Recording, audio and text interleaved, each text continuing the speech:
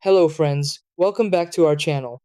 If your Samsung ES80 camera is not working, it can be really frustrating, especially when you're ready to take photos and the camera won't turn on or respond.